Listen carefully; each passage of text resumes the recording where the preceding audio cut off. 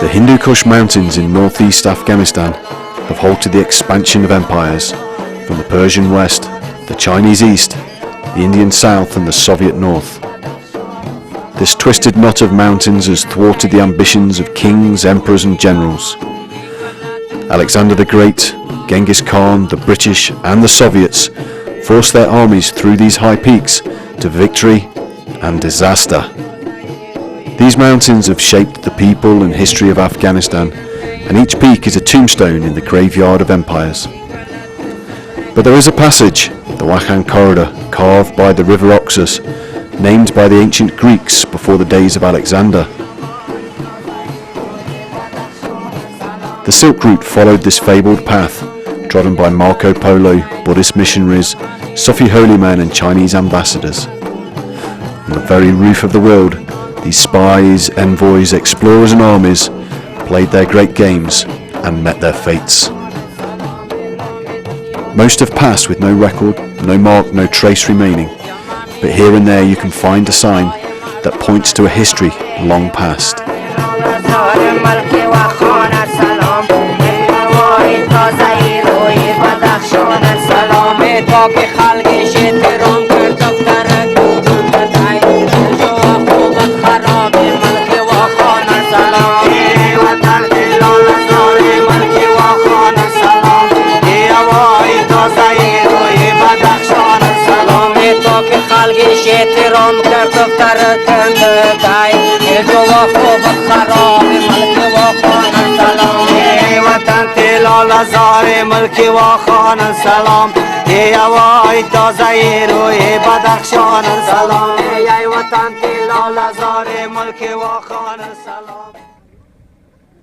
This is Sahadi Brogel, now just a hamlet, but previously a thriving town on the Silk Route, deep in the Hindu Kush.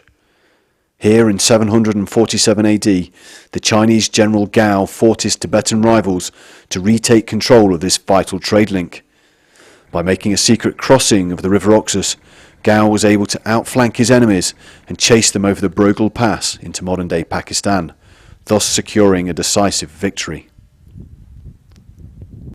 2 days' march west of Sahad lies Kala-i-Panja, the former royal capital of the Wakhan kingdom. A ruined fort stands guard over the river Oxus as the only remaining testament to the strategic importance of this once thriving branch of the Silk Route. Wars, foreign treaties, new borders and the growth in sea trade diminished the importance of this trade route until finally all three borders closed and the Wakhan Corridor became a cul-de-sac.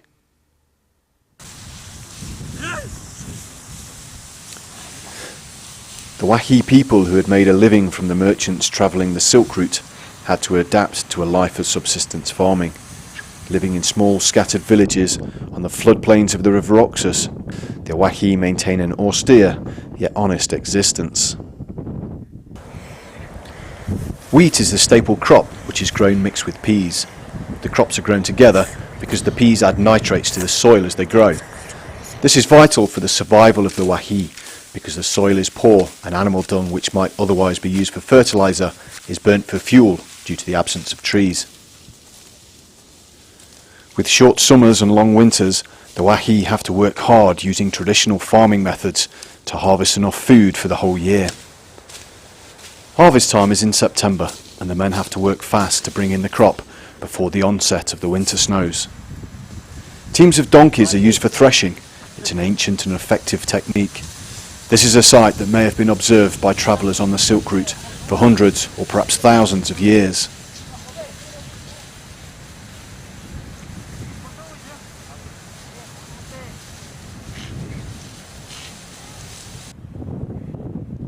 As the day and the summer draws to a close, the harvest is finally in. The peas have been dried on tarpaulin in the sun, and are now being packed into sacks for transport back home.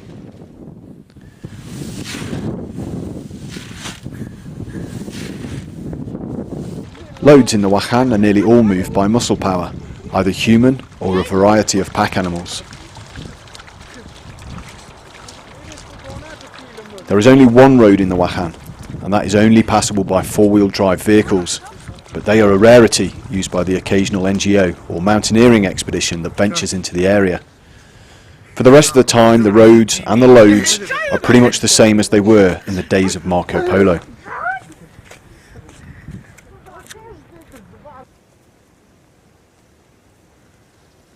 The Wakhi keep a variety of domestic animals, as well as growing crops.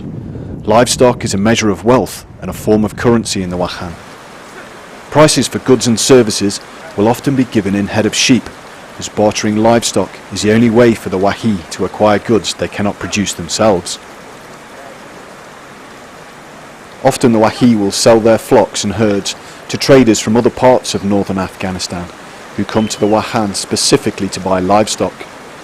Occasionally they will follow an ancient tradition and drive the flocks over the mountain passes and through rivers all the way to Kabul, where they will receive the best prices.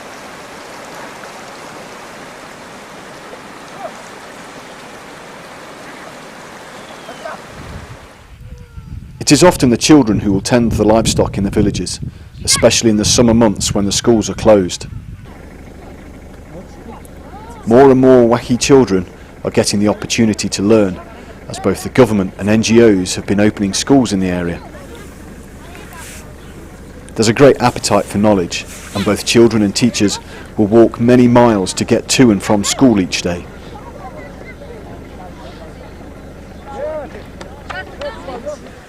Wakhi houses are single-storey mud and stone dwellings set in scattered villages amongst their crops and pastures, with only footpaths linking each house to its neighbours.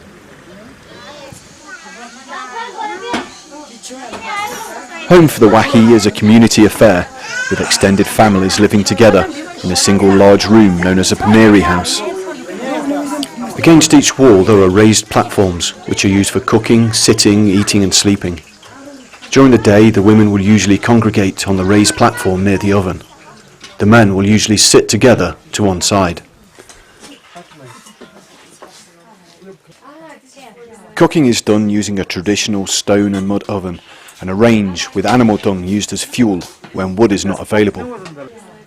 A traditional meal might consist of mutton and potatoes with bread, all of which is locally produced. The Wakhi also eat rice and drink tea, which they get by bartering livestock with traders. The smoke from the cooking fire escapes through a hole in the centre of the roof, which is also the only source of light. The geography of the Wakhan has kept the people relatively isolated from the outside world. The Wakhi have their own language, which is an Indo-European tongue of the Pamiri group of languages. Few Wakhi adults read, and there has been very little written in the Wakhi language.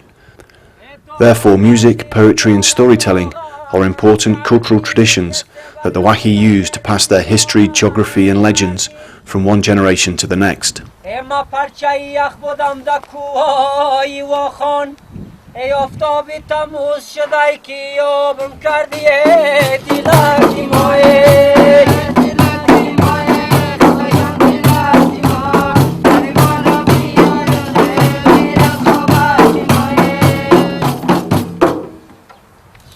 منصب خشاون بناوشایی کویی را یالالای سرخی آگلی سوری را جان با هم کی بدیم جنگ و جدل میکردیم ای عالی بیکشیم از آبی را دوری را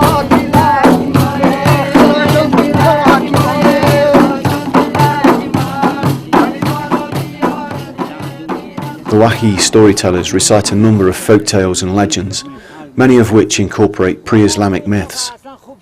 The characters include dragons, witches and Dioi Sama, a type of yeti or cold giant that will carry off children who don't heed their mother's advice. There are heroes and villains, betrayals and revenge. There is even the legend of Alexander the Great, known by Afghans as Iskander, falling in love with the angel of Lake Shiva. Although there is no historical record of Alexander ever coming to the Wakhan, the story has his body being returned to Lake Shiwa in Wakhan after his death in Egypt, so that he could be eternally reunited with his supernatural true love.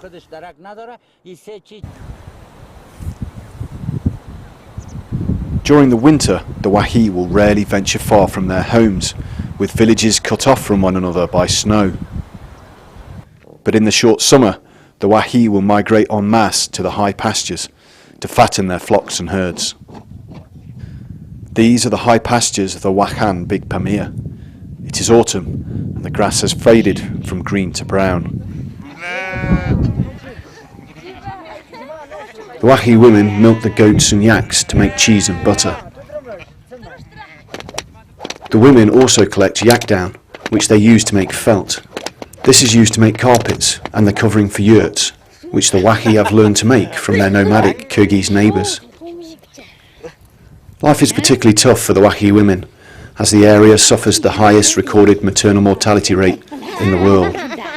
Infant mortality is also dreadfully high, with 1 in 3 children dying before the age of 5.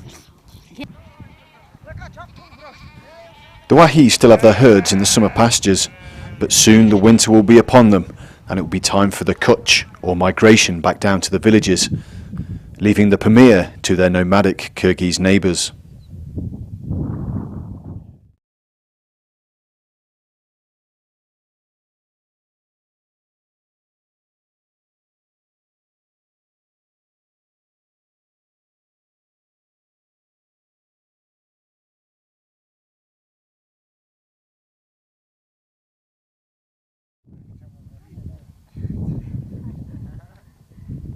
The Afghan Kyrgyz are nomadic herdsmen who used to migrate for hundreds of kilometres across Central Asia. The Pamir was a favoured summer pasture. One by one, the Chinese, Russian and finally Pakistani borders closed until eventually they were trapped in the Pamir of the Afghan-Wakhan corridor. For the Kyrgyz, it's an austere existence, without roads, schools or any medical facilities. The Kyrgyz live year-round in yurts made of yak felt, stretched over wooden frames. The yurts have metal chimneys, which are attached to iron stoves, which are used for cooking and providing heat in the long, harsh winter months. As there are no trees in the Pamir, the only fuel the Kyrgyz have is animal dung.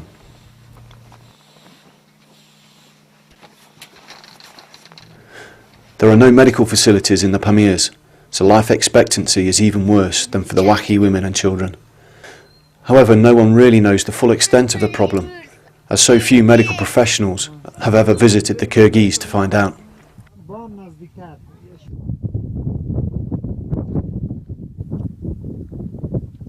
One sign that this remote and isolated corner of the world used to be a vital trade route is the Bactrian camel. Natives of the Central Asian deserts, the Bactrian camel was first domesticated in northern Iran or northeast Afghanistan some 4,000 years ago. Now these beasts are livestock, but their ancestors carried spices, silk and tea across the Hindu Kush from China to the west.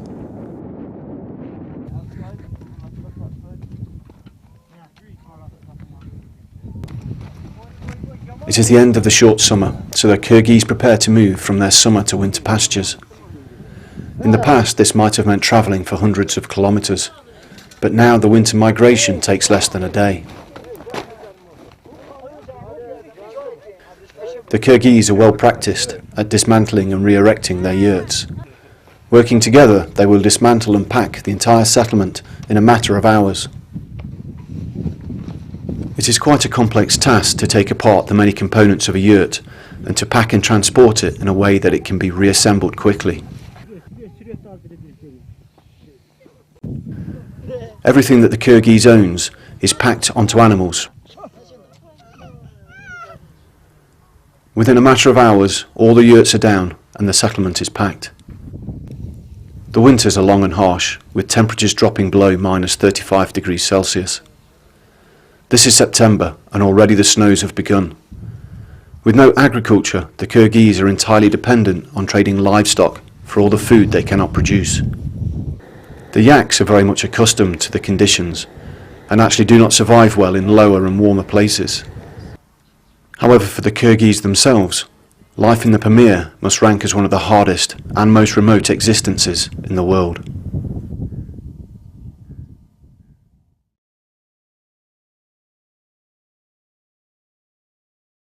The mountains that have kept the Wakhan safe from invasion and the silk route that brought trade are beginning to attract a new economic opportunity. After almost 30 years of absence, trekkers and mountaineers are beginning to return to the Wakhan corridor. The Wakhi people living in Tajikistan, and particularly Pakistan, have benefited greatly from the development of the tourism industries just across the borders. It is now hoped that well-managed and respectful tourism can bring a new hope to the people of the Wakhan and help safeguard their culture and heritage.